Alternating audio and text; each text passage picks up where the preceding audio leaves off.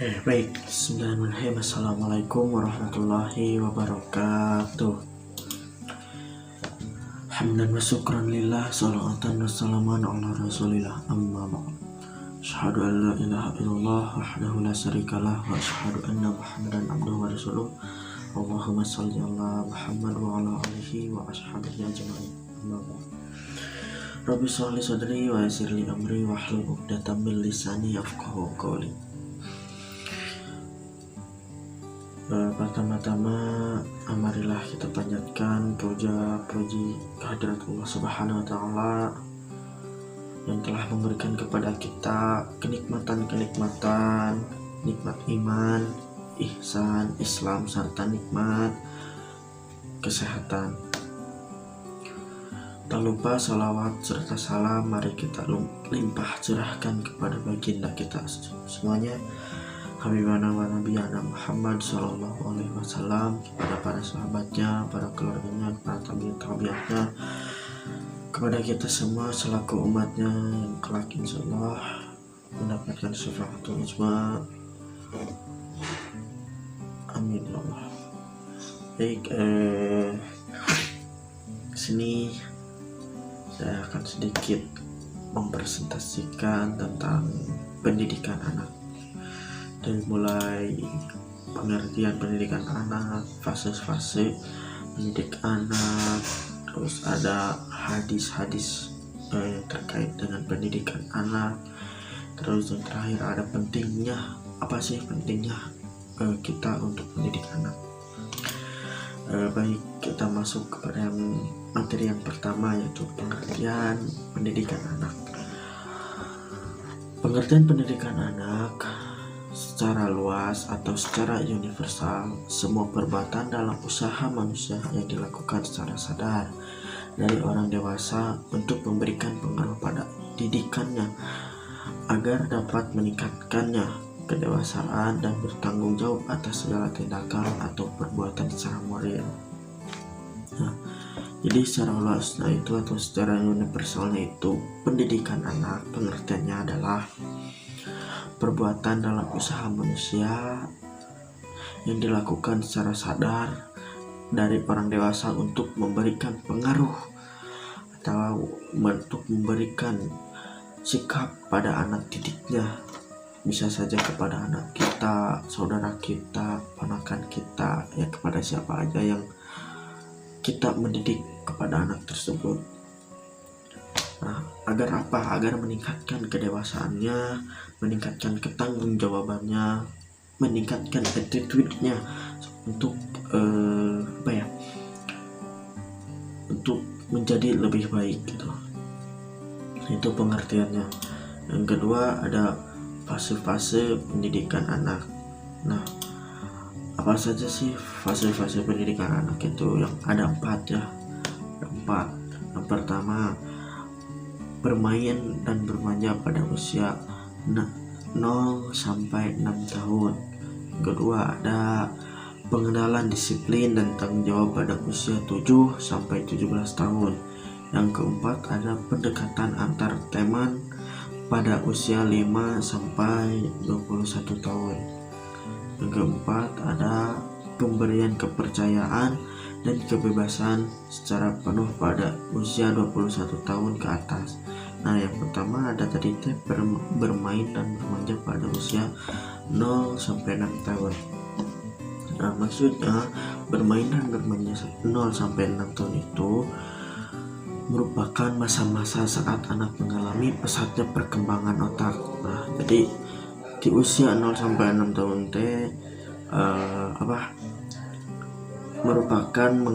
merupakan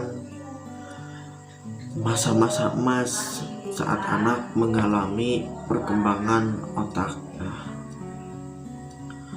Terus ada untuk mengembangkan potensi terbaiknya, orang tua perlu menghujaninya dengan kasih sayang tanpa batas dan memanjakannya dengan penuh cinta.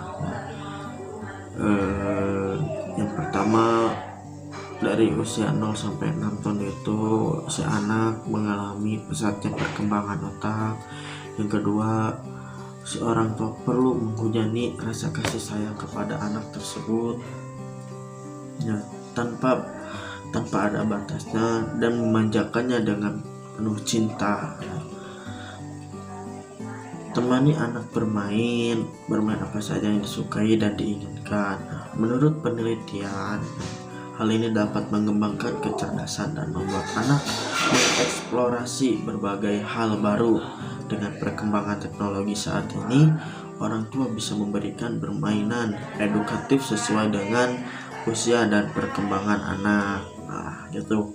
Pada usia ini pun orang tua diperkenankan untuk menggunakan kekerasan seperti membentak dan memukul. Nah, dikarenakan zaman sekarang itu kalau mendidik anak itu susah, bukan mendidik ya, memperingatkan si anak itu susah. Nah, pada zaman sekarang mah harus lebih tegas orang tua itu. Yang kedua, ada pengenalan disiplin dan tanggung jawab pada usia 7-14 tahun. Maksudnya berdasarkan ahli jiwa ini, pada usia 7-14 tahun, si anak merupakan waktu yang terbaik untuk pembentukan kepribadian anak. Pada fase inilah orang tua mulai mengajak anak mengenai kewajiban, kedisiplinan, dan mengenal tanggung jawab. Seperti yang disampaikan oleh John Locke dalam teori tabula rasa. Menurutnya, anak lahir dalam keadaan kosong atau seperti kertas putih kosong yang jelas. Kita atau semua manusia sejak dilahirkan itu dengan keadaan yang bodoh, keadaan otak kosong, tak apalan-awan. Hendak ditulis seperti apa yang tergantung dengan orang yang menulisnya. Pada fase ini orang tua bisa sedikit berkeras kepada anak untuk mengingatkan betapa pentingnya kewajiban disiplin dan tanggung jawab. Nah, terus yang ada ketiga, pendekatan antar teman pada usia 15-21 tahun. Pada usia ini merupakan fase remaja, saat anak mulai mencari jati diri. Saatnya orang tua mengganti penanaman disiplin dengan cara yang agak keras menjadi rasional. Karena pada umumnya akan memberontak jika orang tua mendidik dengan kekerasan. Hal ini nanti kalau anaknya mikir ya, pasti akan nurut. Kalau anaknya memberontak kayak gitu ya, pasti melawan. Terus orang tua bisa mendidik anak dengan cara menjadikan anak sebagai sahabat dalam berdiskusi, mengajak anak turut serta dalam membahas masalah keluarga, dan diberikan satu persatu tanggung jawab dalam hal tertentu di rumah. Hal ini penting agar anak merasa dirinya punya kewajiban memperhatikan hal-hal dalam keluarga. Nah, terus yang keempat, pemberian kepercayaan dan kebebasan secara penuh pada usia 21 tahun ke atas. Nah, pada fase ini anak telah memasuki fase kedewasaan. Anak pula dihadapkan dengan berbagai persoalan dan diharapkan dapat menyelesaikan secara mandiri, dapat menyelesaikan masalah sendirinya. Terus orang tua sudah bisa memberikan kebebasan dan kepercayaan penuh pada anak, namun tetap melihat dan mengontrol perkembangannya dan memberikan nasihat serta peringatan-peringatan ketika anak salah atau lupa, karena terkadang pendidikan yang diajarkan tidak sepenuhnya diamalkan. Nah, sekarang ada hadis yang terkait pada pendidikan anak. Nah, ada yang pertama dari Abu Hurairah bahwasanya Rasulullah SAW bersabda, setiap anak itu dilahirkan dalam keadaan fitrah, lalu kedua orang tuanya lah yang menjadikannya sebagai seorang Yahudi, Nasrani, dan Majusi atau penyembah api. Apabila kedua orang tuanya Muslim, maka anaknya pun akan menjadi Muslim. Setiap bayi yang dilahirkan dipukul oleh setan pada keduanya pinggangnya, kecuali Maryam dan anaknya Isa. Nah, jadi penjelasan dari hadis tersebut, yaitu jika si anaknya dilahirkan dari orang tua Kristen atau agama selain Islam, maka si anaknya itu akan menganut ajaran yang dianut oleh orang tuanya. Ataupun sebaliknya, jika orang tuanya atau si anaknya yang dilahirkan dari orang tua yang Muslim atau Islam, maka si anaknya juga akan ikut menganut ajaran Islam, agama Islam. Tetapi suka ada orang tuanya Kristen, Nasrani, Buddha atau yang sebagainya, tetapi anaknya itu Islam. Itu kalau menurut saya itu akibat dari pergaulan. Bisa saja si anak itu gaulnya dengan orang-orang Islam, dengan orang-orang Muslim gitu ya. Berarti si anaknya itu akan tertarik kepada agama tersebut dan menganutlah ajaran tersebut. Nah, hadis yang di atas ada asbabul wurudnya. Telah menceritakan kepada kami Qutaibah bin Sa'id, telah menceritakan kepada kami Abdul Aziz Ad-Darwari dari Al-A'la, dari bapaknya dari Abu Hurairah, bahwasanya Rasulullah SAW bersabda, setiap anak itu dilahirkan dalam keadaan fitrah, lalu kedua orang tuanya lah yang menjadikan sebagai seorang Yahudi, Nasrani dan Majusi. Apabila kedua orang tuanya Muslim, maka anaknya pun akan menjadi Muslim. Setiap bayi dilahirkan dipukul oleh setan pada kedua pinggangnya, kecuali Maryam dan anak Isa. Asbabul wurudnya itu telah menceritakan dari Qutaibah bin Sa'id, telah menceritakan kepada Abdul Aziz Ad-Darwari dari Al-A'la atau dari bapaknya dari Abu Hurairah. Nah, terus ada hadis yang keduanya, ada dua hadis. Tadi hadis pertama dari Abu Hurairah, sekarang hadis yang kedua dari Jabir bin Samurah. Nah, ia berkata, Rasulullah SAW bersabda, seseorang yang mengajari anaknya tentang kebaikan adalah lebih baik baginya daripada dia bersedekah sepanjang satu sa'. Nah, jadi Rasulullah SAW pernah berkata,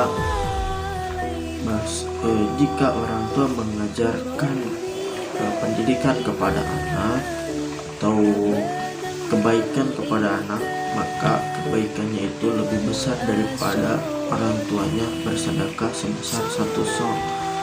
Nah, jadi intinya si orang tua lebih baik jika ada seorang orang tua mengajarkan kepada anaknya tentang kebaikan atau tentang keislaman atau si orang tua itu lebih baik daripada bersedekah satu sa'. Nah, terus ada asbabul wurudnya. Ini telah menceritakan kepada kami Qutaibah, telah menceritakan kepada kami Yahya bin Ya'la dari Nasih, dari Simak bin Harb, dari Jabir bin Samurah. Di awalnya Qutaibah telah menceritakan kepada Yahya bin Ya'la dari Nasih, dari Simak bin Harb, dari Jabir bin Samurah. Itu ya. Nah, terus yang terakhirnya ada pentingnya dalam mendidik anak. Bagaimana sih? Kenapa sih penting banget kita mendidik anak? Nah, pentingnya mendidik anak itu menurut secara universal ya, secara luas ada lima. Yang pertama, menjadi fondasi masa depan anak. Yang kedua, membangun karakter anak. Yang ketiga, ada memaksimalkan potensi si anak tersebut. yang keempat meningkatkan taraf hidup, dan terakhir ada mengurangi angka kejahatan. Nah penjelasannya yang pertama menjadi fondasi masa depan anak. Pendidikan yang bertindak seperti fondasi pada diri anak yang akan membentuk masa depan setelahnya.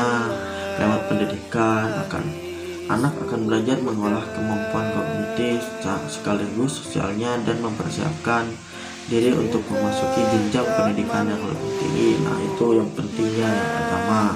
Yang kedua, membangun karakter anak. Pendidikan bukan hanya melalui berkutat pada pelajaran sesuai kurikulum seperti matematika atau sejarah dan sebagainya, namun juga membangun karakter anak. Dengan pendidikan yang layak, anak akan dilatih untuk memiliki kepribadian yang baik sesuai dengan diharapkan oleh orang tua atau bahkan negara. Nah, yang ketiga, memaksimalkan potensi. Yang keempat ada meningkatkan taraf hidup, dan yang kelima meringankan penderitaan. Nah, jadi segitu dari saya tentang pendidikan anak. Mohon maaf apabila banyak kesalahan, karena kesalahan datang dari saya pribadi dan kebenaran datang dari Allah Subhanahu wa Ta'ala. Jika ada yang mau dipertanyakan, silahkan hubungi WA yang ada di deskripsi. Sekian dari saya. Billahi taufiq wal hidayah. Wassalamualaikum warahmatullahi wabarakatuh.